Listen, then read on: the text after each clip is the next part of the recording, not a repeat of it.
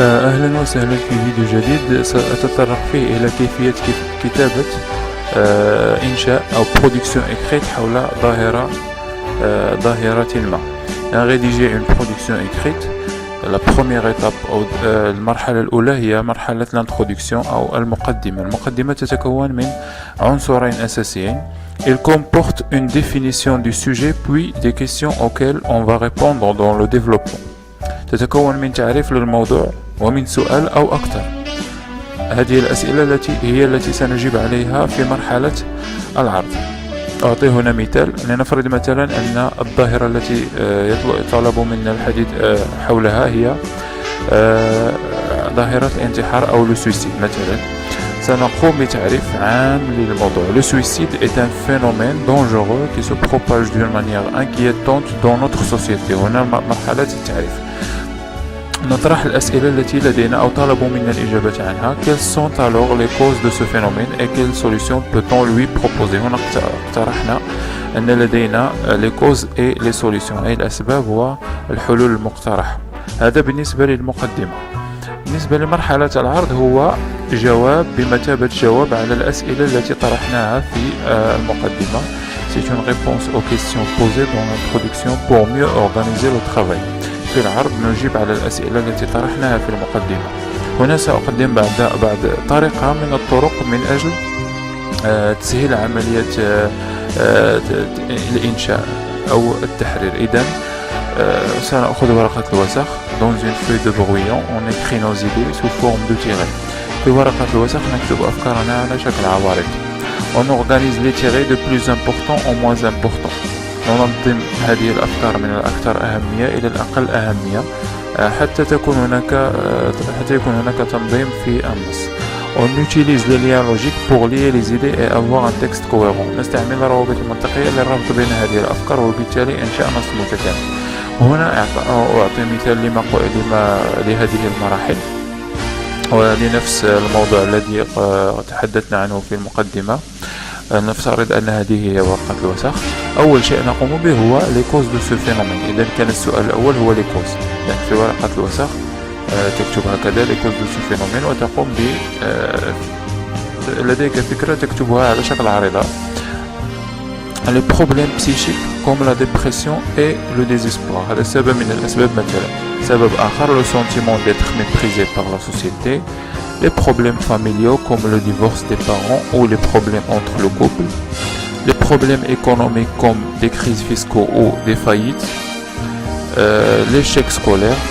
هذا الجزء الأول. بالنسبة للجزء الثاني جزء الخاص بالحلول المقترحة les solutions proposées. On peut citer la sensibilisation à travers les médias, les établissements scolaires, etc. La création des associations pour aider les gens dans des conditions difficiles.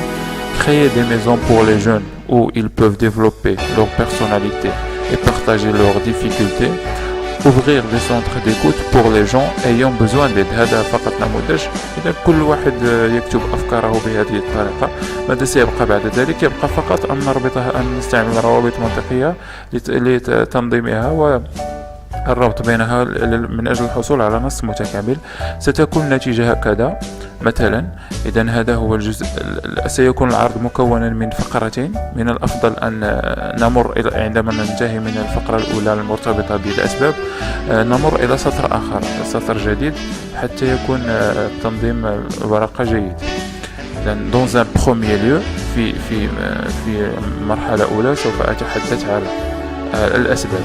d'abord puis en plus enfin. هذه روابط منطقية فقط ربطنا بها الأفكار التي كتبناها من قبل مع بعض الإضافات البسيطة. إذا لم تستطيع مثلا أن تضيف أي شيء ممكن أن تكتب الفكرة كما هي كما كتبتها على شكل عريضة. المهم أن تقوم باستعمال الرابط المناسب. هنا نموذج لروابط d'abord puis en plus enfin. عندما ننتهي من الجزء الأول نمر إلى الجزء الثاني. هنا قلنا dans un premier lieu. هنا نقول dans un deuxième lieu. ونفس الشيء je proposerai des solutions à ce problème. سأقترح حلولا لهذا المشكل.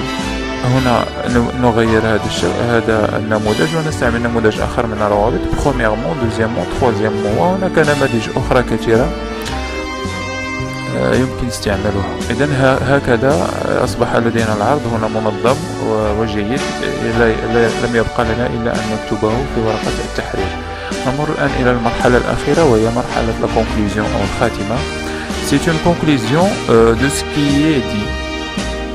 C'est une conclusion يعني هي خاتمة لما قيل، وهي على شكل خلاصة. نقوم بتلخيص الموضوع في سطر أو سطرين على الأكثر، ثم نعطي رأينا الخاص. بعد التلخيص نعطي رأينا الخاص في الموضوع. هنا أعطي مثال للموضوع السالي في التتر.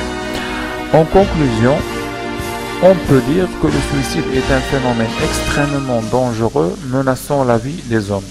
À mon avis, il faut lutter contre ce phénomène avec tous les moyens possibles. هنا نموذج فقط قمنا بتلخيص الموضوع إلى هذا الحد، ثم قلنا رأيي الخاص. à mon avis pour moi ولا je crois que هناك عديد من العبارات التي نعبر بها عن رأينا الخاص. إذن هذا كل ما في الفيديو. أشكركم على حسن انتباهكم وإلى اللقاء. Merci pour votre attention. J'espère vous voir dans une nouvelle vidéo.